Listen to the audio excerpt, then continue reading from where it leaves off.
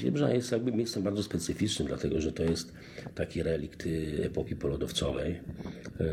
Wielka dolina, ta rzeka rozlewająca się w gigantyczne rozlewiska, jest taka niewielka rzeka latem, gdzie właściwie trudno znaleźć miejsce, żeby było więcej niż do kolan wody, a potrafi rozlać tak, że po horyzont wszędzie jest rzeka.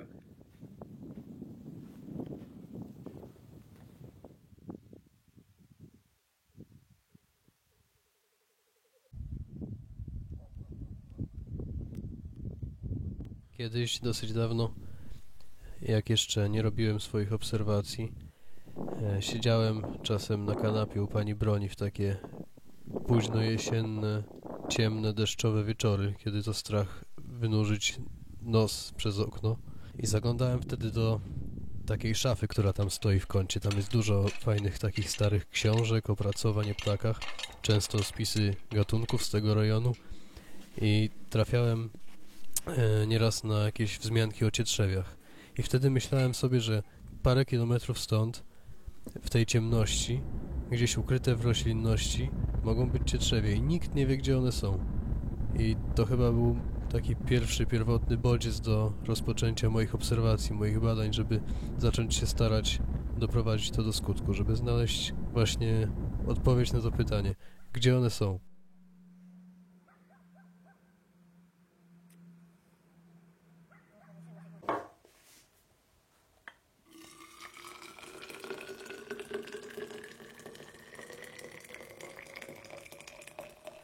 Zima to jest taka pora ciszy.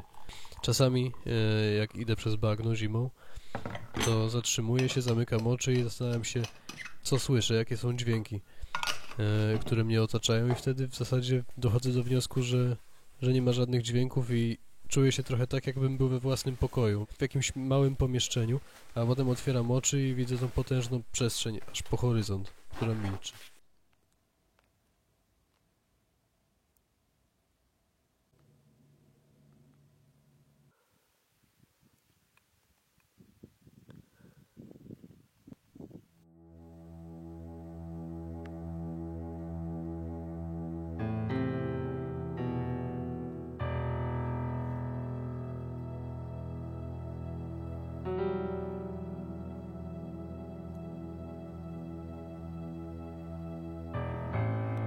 Czasem jedynym dźwiękiem, który słyszę, jest skrzypienie moich zimowych butów o warstwę takiego świeżego śniegu, który na przykład spadł poprzedniej nocy, i wydaje się to być wtedy takim hałasem, że aż mi wstyd, że do tej świątyni ciszy wprowadzam zamęt.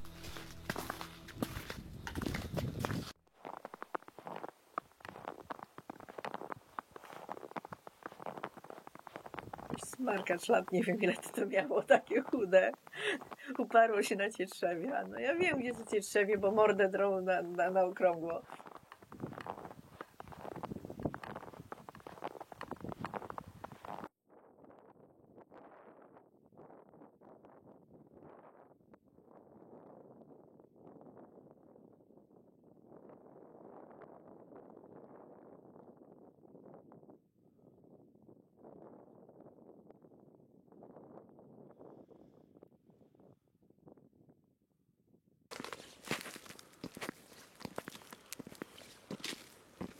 Wtedy mgła była totalna, ale to nie jeden był samiec, który gulgotał. Tam było sporo cietrzewi, które na bagnie ławki przed wieżą po prostu gulgotały sobie w najlepsze. A teraz trzeba jechać w bardzo niedostępne miejsca, z daleka od ludzi. Jeden samiec, 2 samce. Żeby zobaczyć cietrzewia, trzeba przede wszystkim wstać wcześnie, często jeszcze w nocy. Trzeba przejść kilka kilometrów po bagnach, no i trwa to kilka godzin, i po kilku godzinach takiego marszu czasami czeka nagroda w postaci widoku cietrzewia.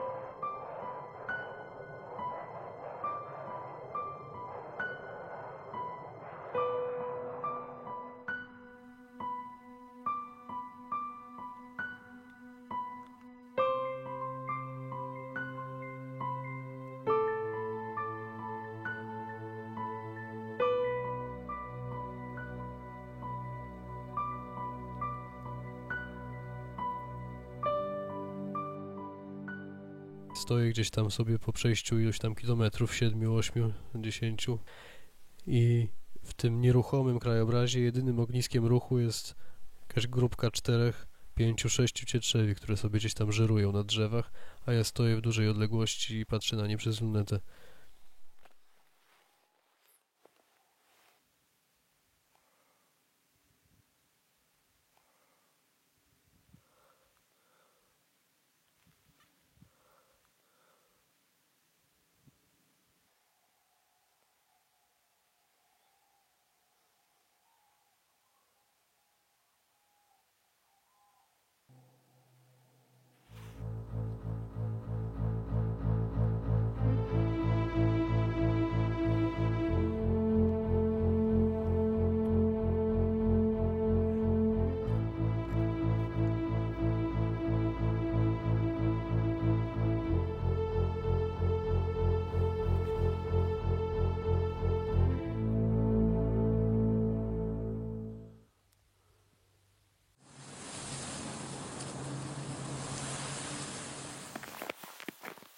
Cietrzew jest gatunkiem bardzo specyficznym, dlatego że zamieszkuje takie pustacie, które są trochę zapomniane przez ludzi. Zawsze bał się ludzi, ma długi dystans ucieczki. Tam, gdzie pojawiają się ludzie, tam znikają cietrzewie.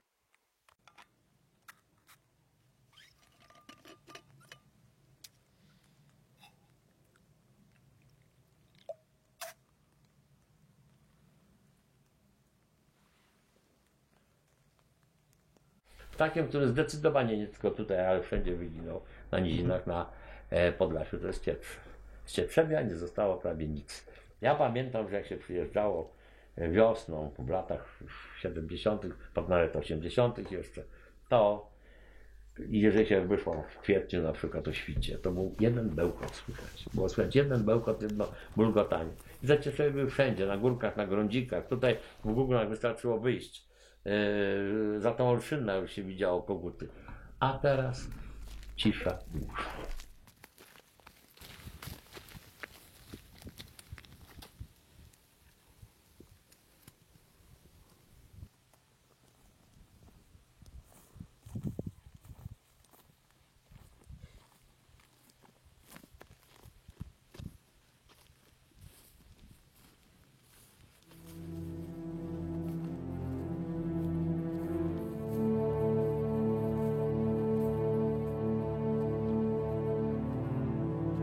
No i żeśmy przeszli przez ten las kobiecki, tutaj Olsy, zaraz Kopczyn jest taki obszar. Olsy, jak ten las się urwał, jak zobaczyłem tą gigantyczną przestrzeń od otwartego torpowiska, jak step, myślę, kurczę, to jest no, to na pewno jest.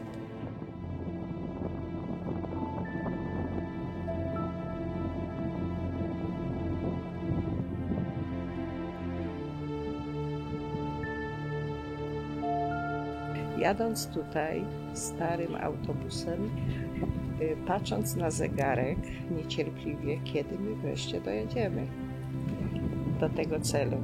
I to było fantastyczne, bo ja myślałam, że już jestem gdzieś na Syberii.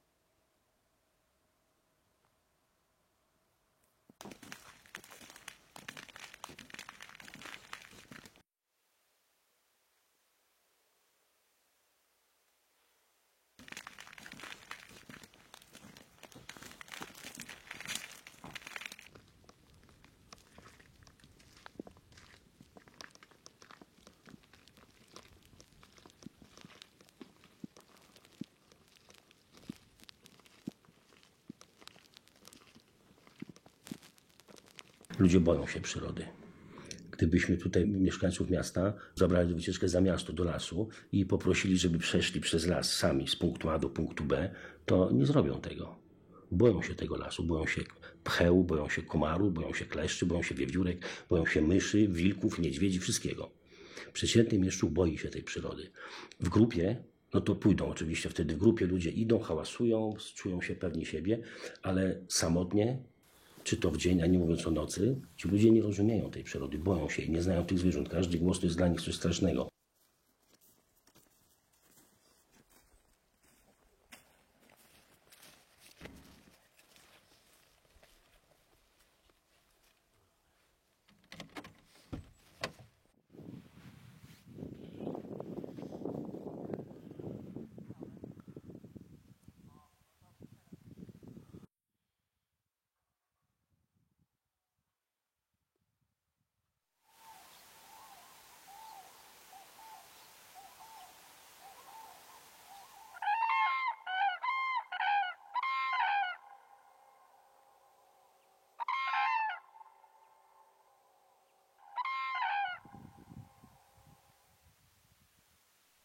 Przedwiośnie to chyba moja ulubiona pora roku nad Biebrzą. Wszystko zaczyna żyć. Z tej zimowej ciszy, z tej pustyni zaczynają się wydobywać pierwsze dźwięki, najczęściej pierwsze odgłosy żurawi, które już przyleciały. Zaczynają się pojawiać pierwsze zapachy, no i zaczynają grać cietrzewie. To jest mój ulubiony okres, ale najbardziej fascynujący jest chyba wtedy ten właśnie powrót do życia po tej zimie. To jest szokujące, ile jest nagle dźwięków, ile jest bodźców dookoła.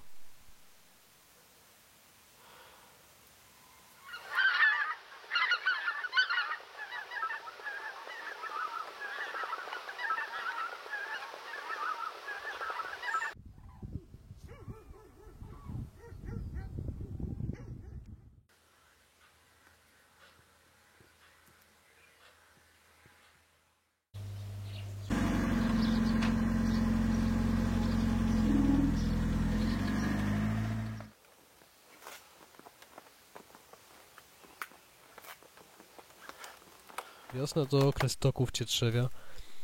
Ten dźwięk zawsze kojarzy mi się z marznącymi palcami u stóp. No jest to widowisko na pewno niesamowite, chociaż jeszcze bardziej niezwykłe było wiele lat temu, kiedy te tokowiska były gromadne, kiedy można było zobaczyć walki tych kogutów. Kiedy czytam jakieś opracowania, taką zadumę mnie to wprawia, że w tych miejscach, w których teraz chodzę, kiedyś było takie bogactwo i ten gatunek panował tutaj w tym miejscu. Był eksploatowany łowiecko, pomimo tego, że liczebność bardzo szybko zaczęła spadać, nie rozumiano zagrożeń, może to były pestycydy, może obecność bażanta, który był masowo wsiedlany i rozsiewał pasożyty. No, oczywiście wzrost liczebności lisów, gatunki obce, inwazyjne, jak jenot, który nie boi się wody, norka amerykańska, no to są właśnie te zagrożenia. No i potem kruki były trzymane w szachu, potem zwiększyły bardzo liczebność. Na pewno ten wzrost liczebności kruków nie sprzyja, no ale trudno regulować każdy gatunek ze względu na cietrzewie, a raczej powinniśmy zadbać o siedlisko.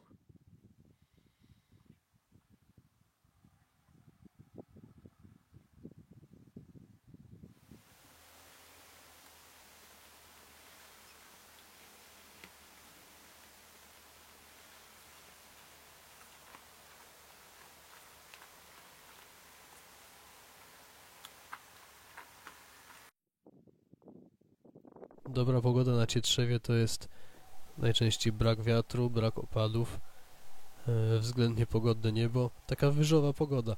Zawsze jak wychodzę po ciemku jeszcze ja otwieram drzwi i sprawdzam, czy wieje wiatr, czy czuję go na policzku, czy nie. Jeżeli tak, no to trochę się wtedy martwię, że może nic z tego nie wyjść, a jak nie, to dopiero wtedy czuję tą adrenalinę, że to może się udać tego dnia.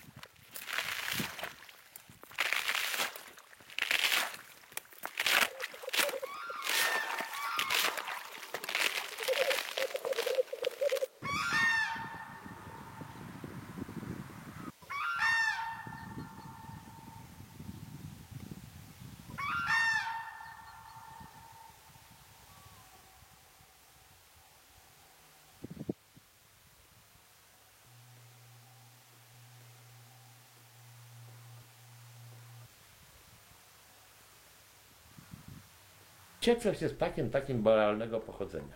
On potrzebuje terenu, który z ludzkiego punktu widzenia jest taki nędzny, ale jednocześnie taki w jakimś sensie północny. To znaczy obfitujący w krzewinki, w karłowate drzewa, bez bujnej roślinności. A takich terenów jest u nas coraz mniej.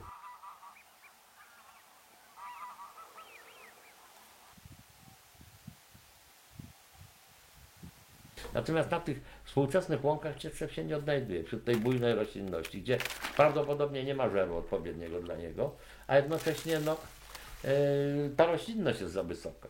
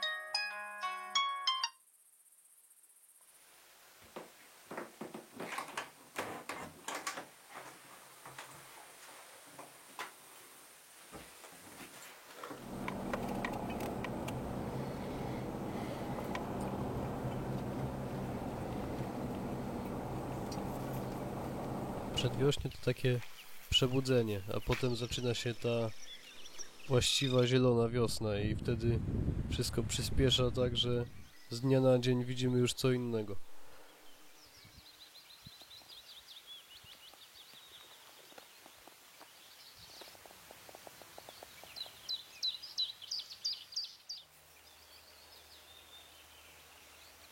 Bycie na środku bagna o świcie ma tę niezwykłą właściwość, że wtedy następuje chyba taka kalibracja postrzegania świata. Wtedy problemy dzielą się na te do rozwiązania i te, które nie istnieją.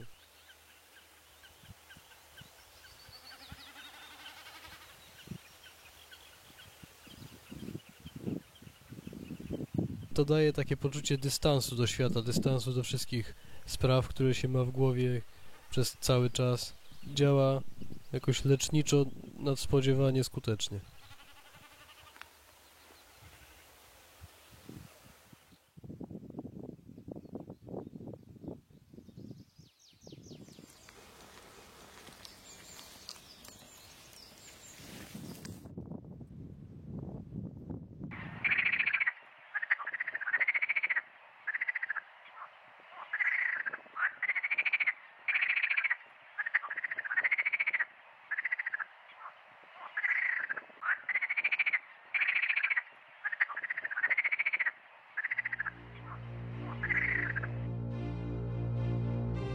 Jeśli ktoś szuka fizycznej ciszy, to nie ma tu szans. Tutaj wszystko gada. Drzewa gadają, ziemia gada, powietrze gada, ptaki, zwierzęta.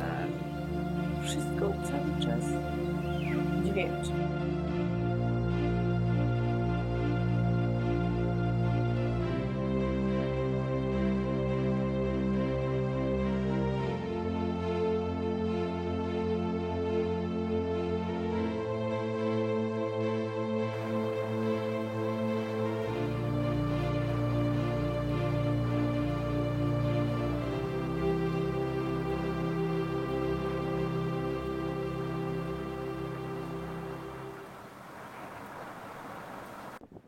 Powinniśmy się nauczyć żyć w zgodzie z przyrodą, ale jest to bardzo trudne, dlatego że ludzi jest coraz więcej, jest ogromna presja, świat nam się jakby przyspiesza, cały postęp technologiczny, łatwiej jest nam wjechać, są coraz lepsze samochody, kłady, którymi można wjechać wszędzie, ale jednocześnie człowiek w mieście żyje trochę zagubiony.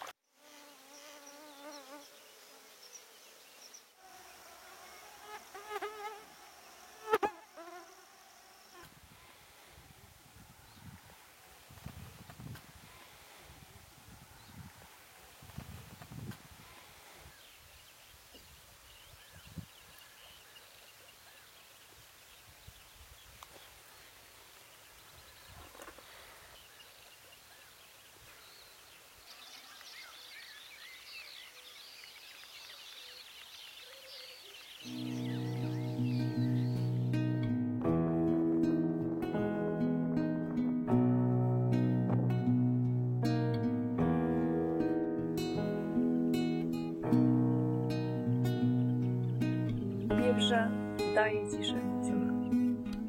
Tutaj trzeba mieć czas. Tu my, Biebrzanie, my mamy czas, a nie czas ma nas.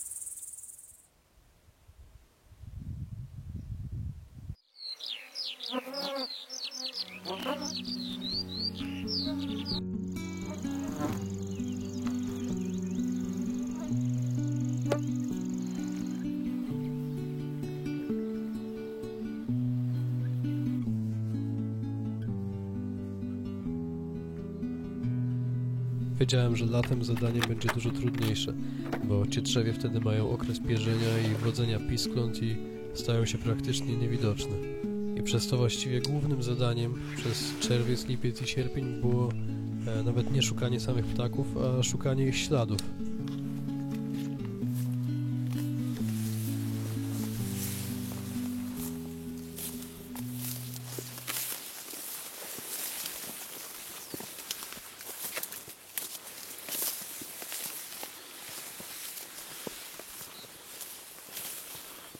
Stoisz na granicy torfowiska, przed sobą masz bagno po horyzont i niebieskie niebo i tyle. I zadanie: znajdź pióra.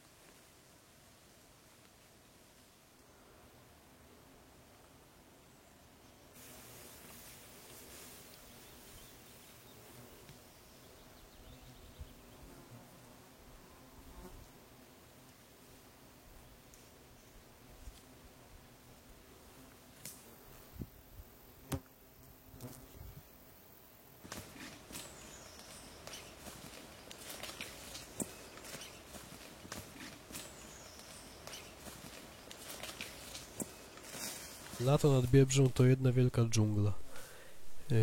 Gęstwina traw, szuwarów, trzcin, jakieś krzaki, komary gryzą, gzy. Wtedy właściwie człowiek czuje naprawdę swoją słabość.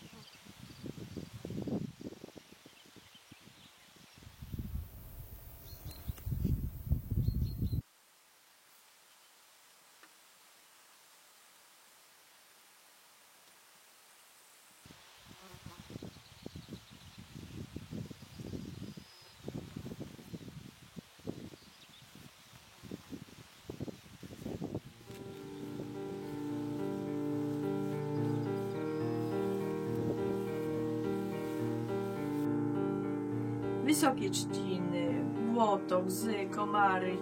A ty tu robisz to, co zapragnąłeś, tak? Bo ty chcesz. Robisz coś dla tej przyrody, żeby zobaczyć dlaczego.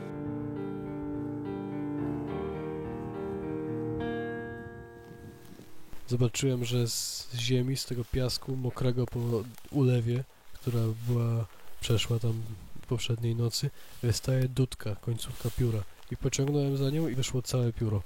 I miało takie brązowe prążki na takim ciemno-rudym tle. I to było moje pierwsze pióro kury cietrzewia, jakie znalazłem w życiu.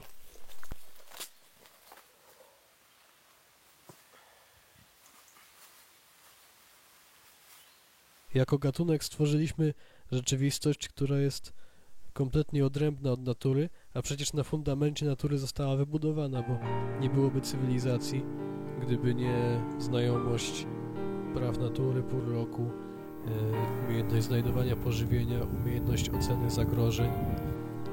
I to wszystko pozwoliło nam zbudować takiego wielkiego molocha, jakim jest cywilizacja, po to, żeby po latach kompletnie oduczyć się tego wszystkiego i przestać to wszystko rozumieć.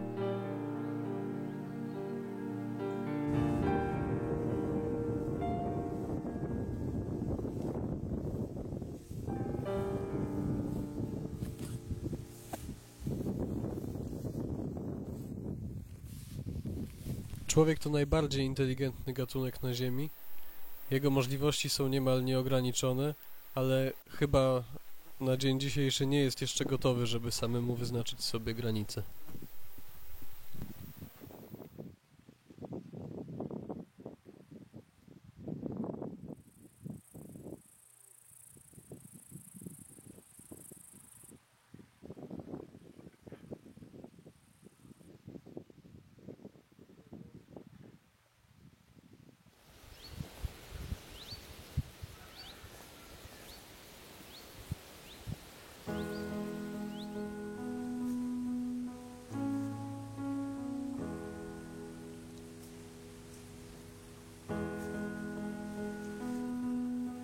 Człowiek, chcąc odpocząć, szuka miejsca, gdzie nie ma ludzi. Logiczne, jak mamy w głowie chaos, to szukamy pustki.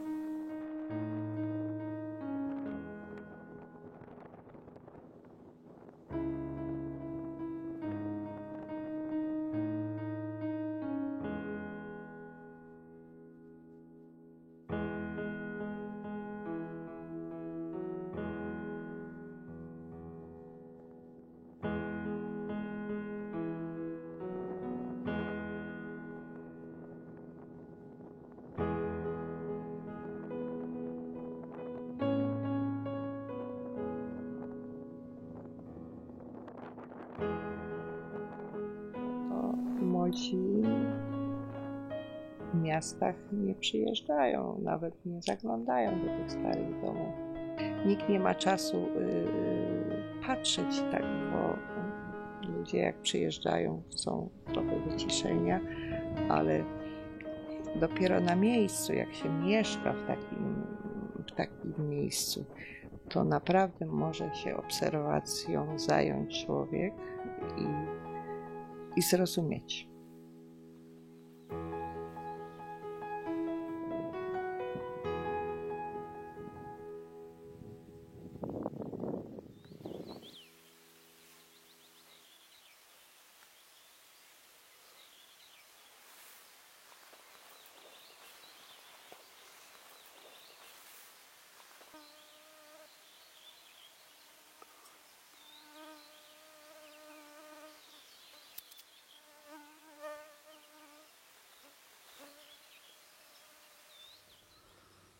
Czy zmienił się styl życia nad Biebrzą? No miejscowych zmienił się nie za bardzo. To znaczy stosunek do przyrody jest ciągle taki trochę jak do z jednej strony przeciwnika, wroga, a z drugiej strony jak do czegoś, co trzeba eksploatować i tyle. Wszystko musi przynosić konkretną korzyść. Jeżeli nie przynosi, no to wiadomo, że z jakimś dziwactwem, z jakimś wynaturzeniiem.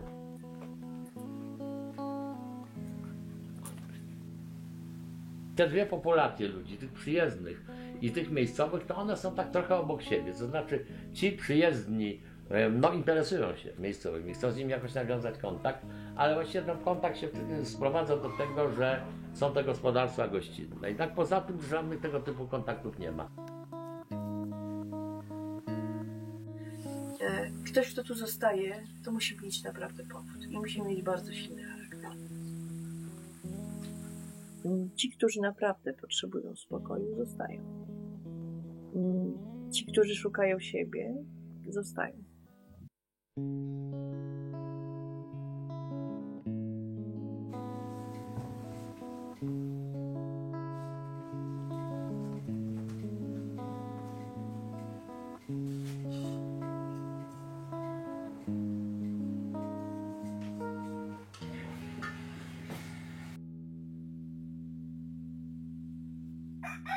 I 4 lata spędziłam w starym domu bez cywilizacji.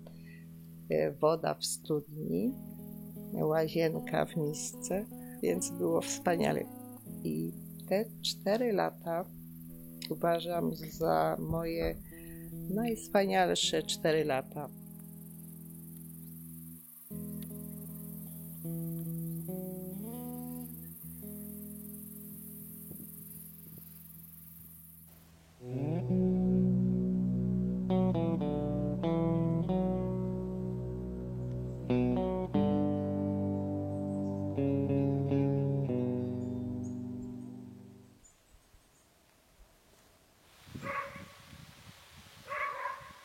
Wtedy były toki żurawi na mojej łące.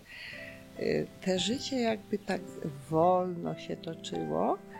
Dzień był dłuższy, myśmy żyli bez telewizji, bez niczego, to mieliśmy dużo czasu dla siebie.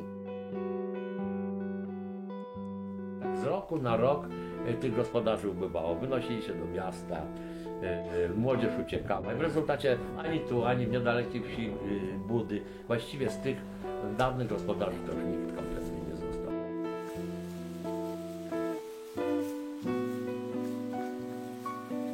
Jesień przynosi jakąś ulgę. Z tej buczącej bzyczeniem dżungli nagle robi się z powrotem taka surowa kraina sterczących brzus i krajobraz upodabnia się coraz bardziej do zimy. Wszędzie rosną grzyby, potem to wszystko coraz bardziej zamiera, słychać żurawie odlatujące, robi się cicho, a cietrzewie znowu stają się widoczne.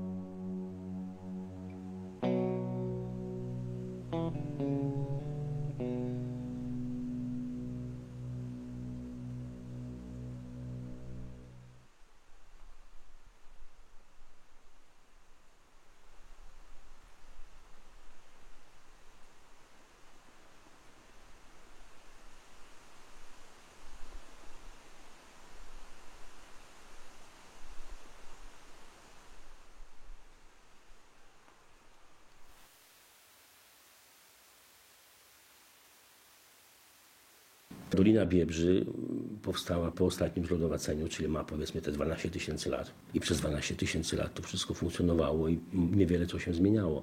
Dopiero zrobienie dróg, rowów odwadniających, zrobienie pastwisk wygenerowało to, że tam jest sukcesja o wiele szybsza, więc z całą pewnością działalność człowieka nie jest korzystna dla tego siedliska, ale bez nadzoru ludzi w tej chwili nie udałoby się tego uratować.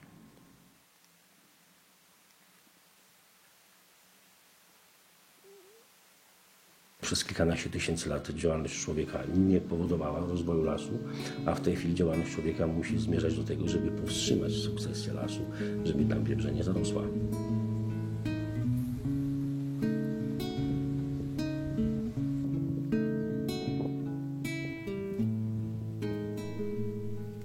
W takie wieczne, deszczowe dni trudno jest znaleźć cietrzewie i jesienią jedną z większych szans są pozorne toki, czy też jesienne toki. To jest taki czas, kiedy koguty odzywają się głosami podobnymi jak wiosną, z tym, że ma to miejsce we wrześniu, październiku i na początku listopada. I bardzo mi zależało na tym, żeby usłyszeć to jeszcze na bagnach biebrzańskich.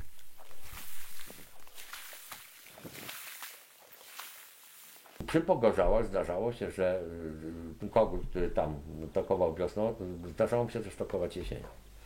No ale to były toki takie już mniej intensywne i zdarzały się one wieczorem również.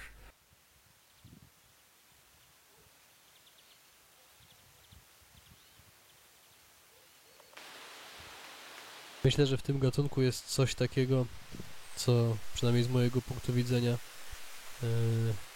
jakoś materializuje taką pierwotną dzikość i płochliwość, z którą się praktycznie już nie stykamy w dzisiejszym świecie, albo żeby się zetknąć z nią, to musimy się naprawdę mocno postarać.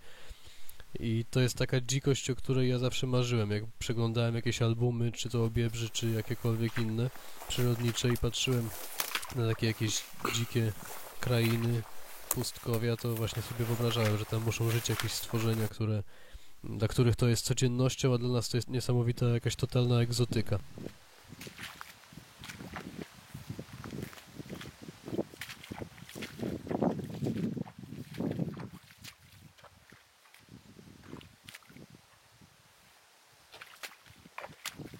Czasami jest dobra passa, ale zdarza się też wiele dni bez skutecznych poszukiwań.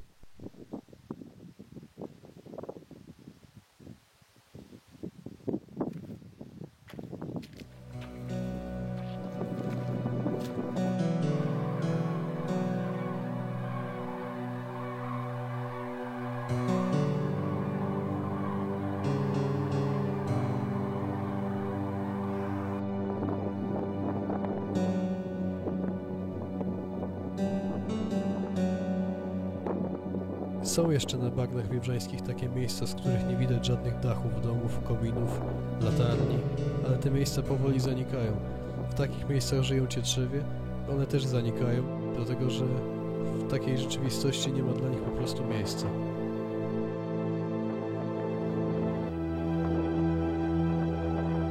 Krajobraz się zmienia, żyzność terenu, klimat, mikroklimat, to wszystko zmieniło się tak bardzo, że to już nie jest cietrzewi świat. To jest zupełnie inny świat. Ja, czując środowisko cietrzewia, nie czuję go tutaj.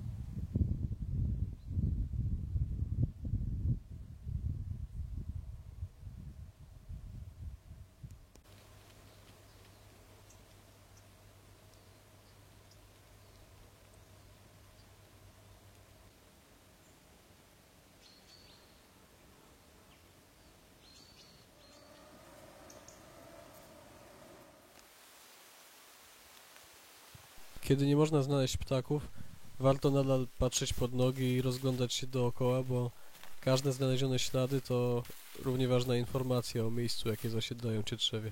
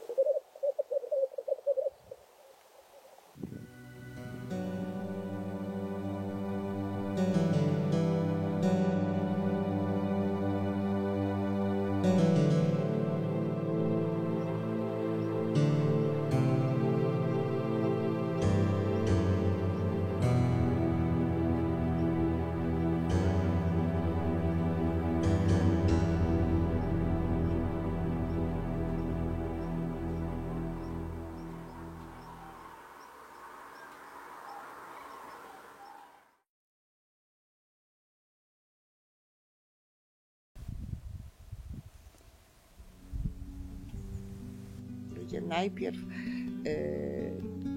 robią wszystko, żeby zniszczyć przyrodę, a potem będą robić wszystko, żeby wróciło to z powrotem.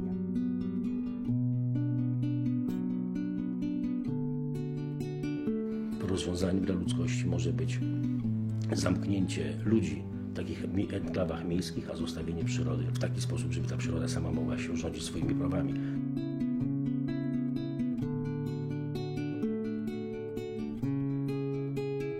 Po tych miesiącach chodzenia tu i po latach przyjeżdżania nad Biebrze, dopiero czuję wręcz namacalnie, jakim absurdem jest miasto.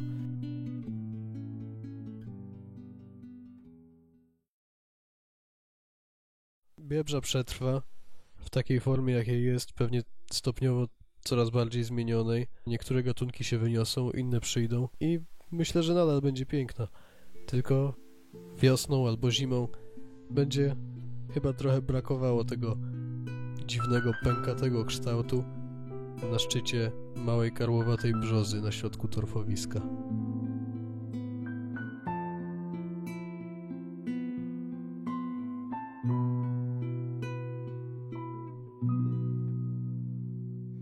Z całą pewnością Cietrzew może być symbolem zanikającej dzikiej przyrody, prawdziwej dzikiej przyrody, bo nie zaakceptuje żadnej udawanej dzikości. To musi być prawdziwa, dzika przyroda, gdzie nie ma ludzi. Jeżeli nie sprowadzi się ptaków i nie wsiedli skutecznie, to sądzę, że z nizin Cietrzew całkowicie zniknie. Biebrza oferuje niezwykłe bogactwo i dla każdego jest tam coś ciekawego do znalezienia i do zaobserwowania. No, są też takie gatunki, niestety, które żeby zobaczyć, trzeba się już teraz trochę pospieszyć.